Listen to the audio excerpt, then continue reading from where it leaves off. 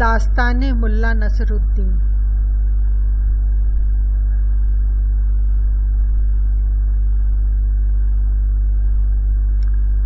मैं खोजा नसरुद्दीन मियाँ, आज़ाद हमेशा रहा किया। यह झूठ न कोई बकता हूँ, मैं कभी नहीं मर सकता हूँ। लियोनिद सोलोवयेव कृत दास्ताने मुल्ला नसरुद्दीन। पुनः लेखन एवं संपादन वेद प्रकाश, चित्रांकन शंकर नायक। प्रकाशक अक्षरमाला साहित्य संस्थान, विश्वासनगर, दिल्ली।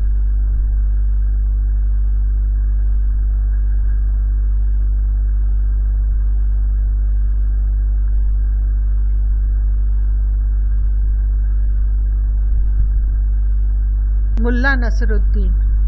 सूरज का गोला पश्चिम की पहाड़ियों के पीछे छिप गया था। सूरज छिपने के बाद मशरिक, मगरिब, शुमाल और जुनूब में फैली सुर्खी भी धीरे धीरे सिमटने लगी थी। फिजा में ऊंटों के गले में बंधी घंटी की घनघनाहट गूंज रही थी। एक काफिला बड़ी तेजी के साथ बुखारा शहर की तरफ बढ़ा जा रहा था। काफिले में सबसे पीछे एक गधे पर सवार जो शख्स था, वह गर्दो गुब्बार में इस तरह लथपथ हो चुका था कि उसके तमाम बदन पर गर्द की एक मोटी तह जम चुकी थी, जिससे उसका चेहरा तक पहचान में न आता था। दीनहीन हालत में काफिले के पीछे गधे पर सवार चला आ रहा यह शख्स कोई और नहीं, मुल्ला नसरुद्दीन था। मुल्ला नसरुद्दीन बुखारा का मनमौजी फक्कड़ इंसान, यतीमों और गरीबों का सहारा, सूदखोरों और जबरन टैक्स वसूल करने वालों का कट्टर दुश्मन और बुखारा के अमीर की आंखों में चुभने वाला कांटा था मुल्ला नसरुद्दीन। अपने वफादार गधे के साथ शहर दर शहर खाक छानते हुए वह 10 बरस से अपने मादरे वतन बुखारा से दूर रहा था, लेकिन उसकी आंखों में हमेशा अपने वतन के मजलूम लोगों की चीखों पुकार, अमीर उमरावों के जुल्म कौंधते रहते थे। इन 10 वर्षों में वह बगदाद, इस्तांबुल, बख्शीसराय, तेहरान, तिफलिस, अखमेज और दमिश्क जैसे सभी मुल्कों में घूम आया था। वह जहाँ भी जाता गरीबों का मुहाफिज और जुल्म करने वाले अमीर उमरावों का दुश्मन बन जाता। वह गरीबों और यतीमों के दिलों में कभी न भुलाई जाने वाली यादें और जुल्म के पैरोकारों के दिलों में खौफ के साए छोड़ जाता।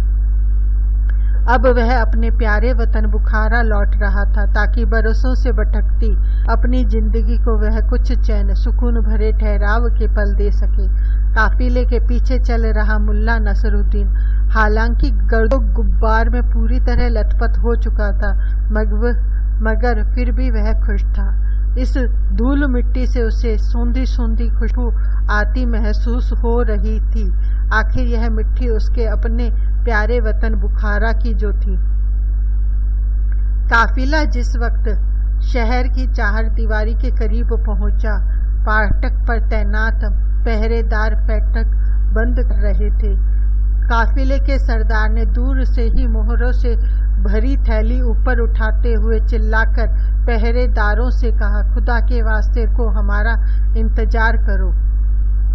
हवा की साए और घंटियों की घनघनाहट में पहरेदार उनकी आवाज न सुन सके और फासला होने के कारण उन्हें मोहरों से भरी थैली भी दिखाई न दी।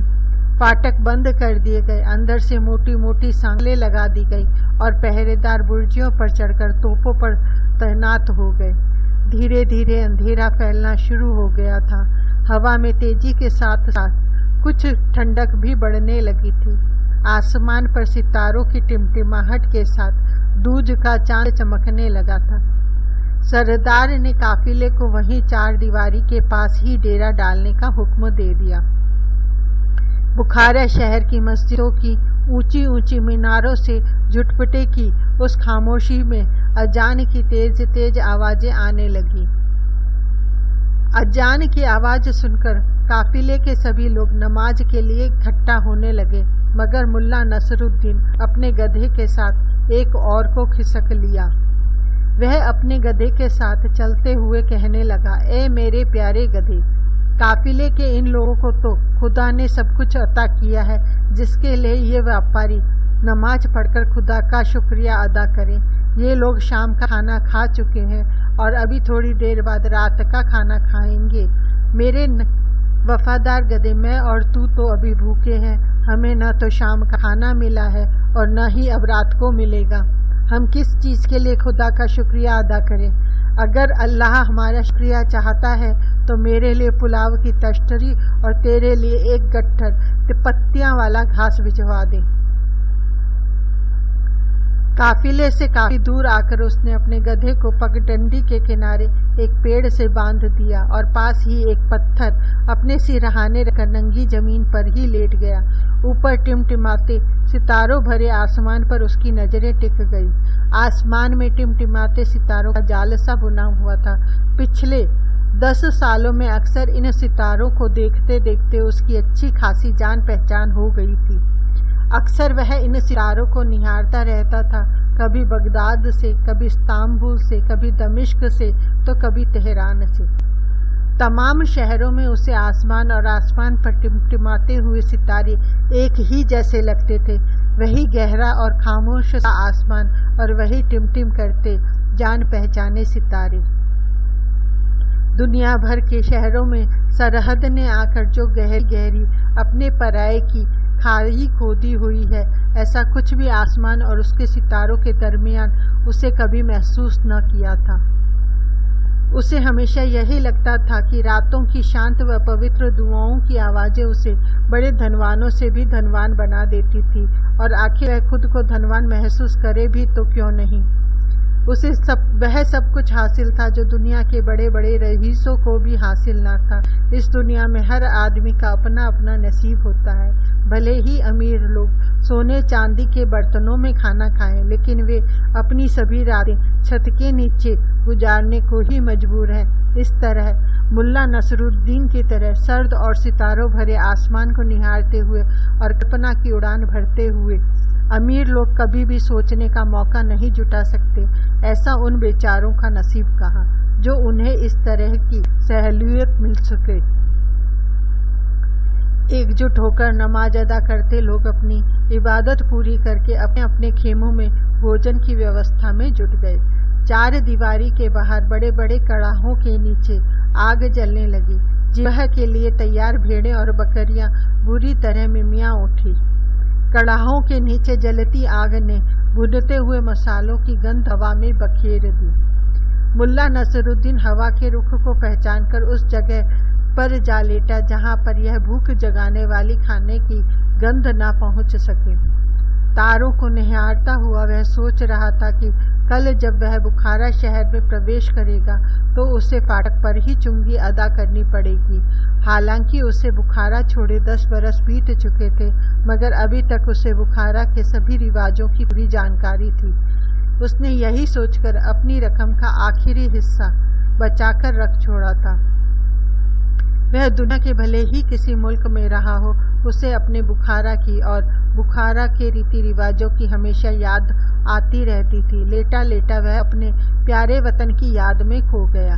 उसे अपने वतन से बेहद प्यार था। धूप से तपे तांबई चेहरे पर काली दाढ़ी और साफ शफ्फाफ आंखों वाला खुश मिजाज मुल्ला नसरुद्दीन तेल की चिकनाई से सनी पगड़ी, पैबंद लगे कोट और फटे जूते पहने अपने वतन से जितनी दूर होता, वतन के लिए उसके दिल में उतना ही प्यार उमड़ता। उसे अपने बुखारा की ऊंची ऊंची मीनारें, चरागाह, खेत, गांव और रेगिस्तान खूब याद आते थे। उसे पता चल चुका था कि पुराना अमीर गारत हो चुका है, लेकिन उसके बाद बना नया अमीर उससे भी काइया और संगदिल था। इस नए अमीर ने पहले अमीर से भी ज्यादा आवाम पर जुल्मो सितम ढा रखे थे। आवाम को तरह तरह की चुंगी लगाकर लूटा जा रहा था। वैसे नया अमीर बड़ा ही धार्मिक था। वह साल में 2 बार शेख बहाउद्दीन की पवित्र दरगाह पर सजदा करने जाता था, जो बुखारा शहर के पास ही थी। लूट खसोट पूरे जोरों पर थी। खेत खलिहान सूख कर जल चुके थे। धरती में दरारें पड़ गई थी। दस्तकारियां समाप्त हो चुकी थी और व्यापार लगातार हटता जा रहा था। मुल्ला नसरुद्दीन ने सोचते सोचते एक गहरी सांस ली और करवट बदलकर फिर अपनी सोचों में गुम हो गया। सुबह की अजान के साथ ही पूरा कारवां उठ गया। ऊँट वालों ने सामान ऊँटों पर लादना शुरू कर दिया। सौदागर अपनी पगड़ियाँ दुरुस्त करने लगी। नसरुद्दीन भी उठा। सबसे पहले अपनी अंटी में खुशी थैली टटोली, वह सलामत थी। फिर अपने गधे के करीब आकर उसकी पीठ पर हाथ फेरा। ए मेरे वफादार गधे, चल, अपने मुल्क में दाखिल होने का मुबारक वक्त आ गया है। ऊँटों के गले की घंटियां बज उठी और कारवां फाटक की ओर बढ़ गया। फाटक में दाखिल होते ही सब एक और रुक गए। पूरी सड़क पहरेदारों ने घेरी हुई थी। सिपाहियों की तादाद भी काफ़ी थी। कुछ तो कायदे से वर्दियां पहने थे, मगर कुछ लोग ऐसे भी थे जिन्हें वर्दी पहनने का सलीका तक न था। अमीर की नौकरी में अभी वे नए थे और उन्हें रिश्वतखोरी का पूरा मौका नहीं मिला था। वे चिल्ला रहे थे, उस लूट के लिए लड़ाई झगड़ा और धक्का मुक्की कर रहे थे जो उन्हें व्यापारियों से हासिल होने वाली थी। फाटक के करीब ही एक चाय की दुकान थी। वर्दी पहने अफसर सा दिखाई देने वाला एक तुंदियल व्यक्ति बाहर आया। उसके पैरों में जूतियां थीं। उसके मोटे और थुलथुले चेहरे पर अय्याशी, बदकारी और जलालत के भाव स्पष्ट दिखाई दे रहे थे। उसने एक ललचाई नज़र से व्यापारियों की ओर देखा और फिर बोला, ए सौदागरों, बुखारा में तुम्हारा स्वागत है। खुदा करे तुम्हें अपने काम में, अपने इरादों में कामयाबी हासिल हो। ए व्यापारियों, आपको यह इल्म होना चाहिए कि अमीर का हुक्म है कि जो सौदागर अपने माल का मामूली सा हिस्सा भी छिपाने की कोशिश करेगा, उसे बेंत लगा लगा कर मार डाला जाएगा। यह सुनकर व्यापारी कुछ विचलित हुए और परेशानी की हालत में रंगी दाढ़ियां सहलाने लगे। कर अधिकारी बड़ी मशक्कत के बाद पहरेदारों की ओर पलटकर बोला, ए बुखारा के वफादारों, अपना काम शुरू करो। आदेश पाते ही सिपाही चीखते चिल्लाते ऊँटों पर झपट पड़े। वे खुशी से चिल्ला रहे थे जैसे किसी लूट में शरीक हो रहे हों और अधिक से अधिक माल एक दूसरे से पहले लूट लेना चाहते हों। सन के मोटे पट्टे रस्से उन्होंने अपनी तलवारों से काट डाले और देखते ही देखते सामान की गांठें खोल डाली। सड़क पर कीमती सामान बिखरा दिखाई देने लगा। इसमें कीमती कपड़ों के थान, चाय, काली मिर्च, कपूर, गुलाब के इत्र की शीशियां तथा तिब्बती औषधियों के डिब्बे थे। व्यापारी बेबस से खड़े सिपाहियों की लूट खसोट देख रहे थे। जिसके मन में जो आ रहा था वह एक दूसरे की नज़र बचाकर अपनी जेब के हवाले कर रहा था। केवल 2 घड़ी यह सिलसिला केवल 2 घड़ी चला। फिर सभी सिपाही कर अधिकारी के पीछे जाकर खड़े हो गए। लूट के माल से भरी उनकी जेबें फटी जा रही थी। फिर शुरू हुई शहर में आने और सामान लाने की वसूली।